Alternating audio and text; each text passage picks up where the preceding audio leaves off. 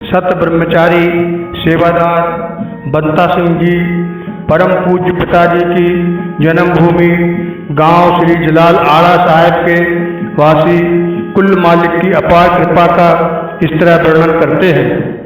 सन 1970 की बात है कि मेरा लड़का जो उस समय 9वीं कक्षा में पढ़ता था उसे कुछ बदमाश उठाकर ले गए। लड़के के बताने मुताबिक वे उसे कोई नशीला पदार्थ सुंघाकर दिल्ली से दूर किसी और राज्य में पहुंचा आए।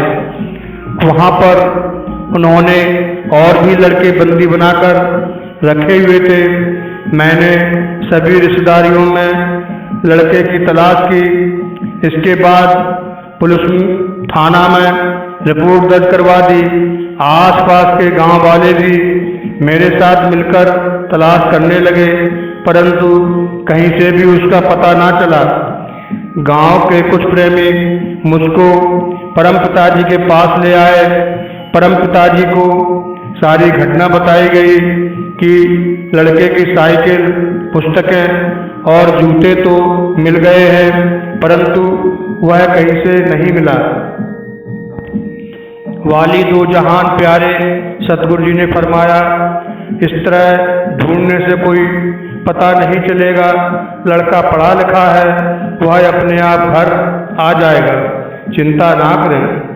मेरा कुछ धैर्य बढ़ा।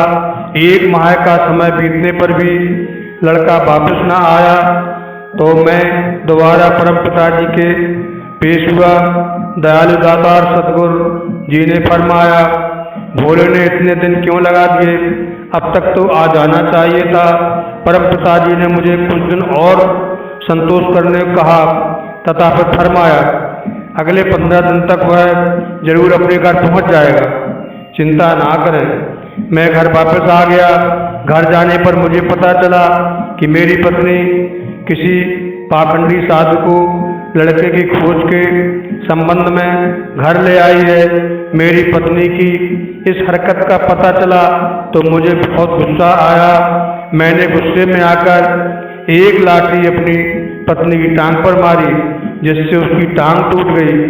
अब मेरा पछतावा और भी बढ़ गया, क्योंकि ऐसा काम मैंने पहले कभी नहीं किया था। अब मैं किसी को कुछ बताए बिना ही पैदल चलकर दरबार में पहुंच गया। कुल मालिक दयालु शहंशाह जी ने मुझे फिर आश्वासन देकर वापस भेज दिया। उधर मेरा लड़का बदमाशों ने पकड़ रखा था। वहां पर बंदी बने और भी लड़के थे। लड़का रात भर रोता रहा। रोते रोते उसकी आंख लग गई। नींद में परम पिताजी के दर्शन हुए।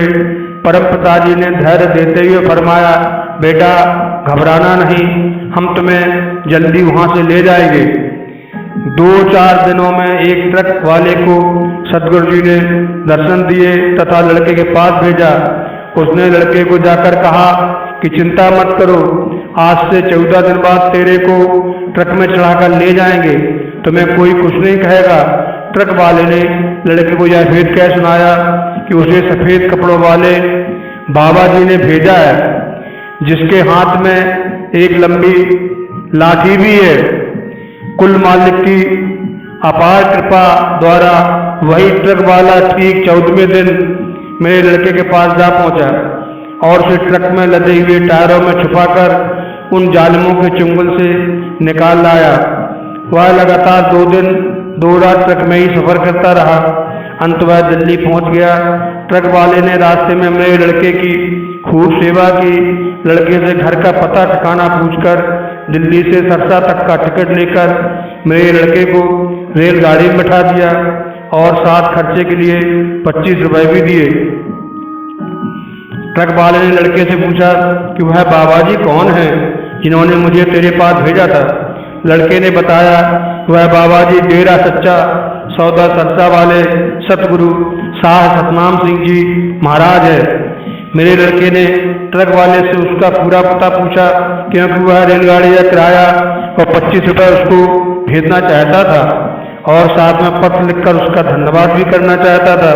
लेकिन ड्राइवर ने अपने पते के बारे में कुछ भी नहीं बताया, बस इतना ही कहा कि यह सब खर्चा लंबे कद वाले बाबा जी ने उसे पहले ही दे दिया था जब मुझे तेरे पास भेजा था।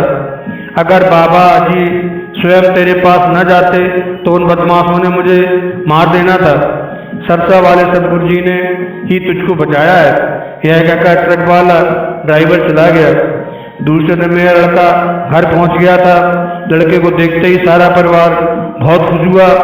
अगले दिन मैं अपने सारे परिवार और बहुत से प्रेमियों को साथ लेकर डेरा सच्चा सौदा सरसा में पहुंच गया। मालिक के हुक्म से लड़के ने सारी घटना संगत को सुनाई। साथ संगत ने परम पिताजी का लाख लाख धन्यवाद किया। सारी संगत बार बार कहने लगी कि शहनशाह जी आप ही लड़के को उन बदमाशों से छुड़ाकर घर ले आए।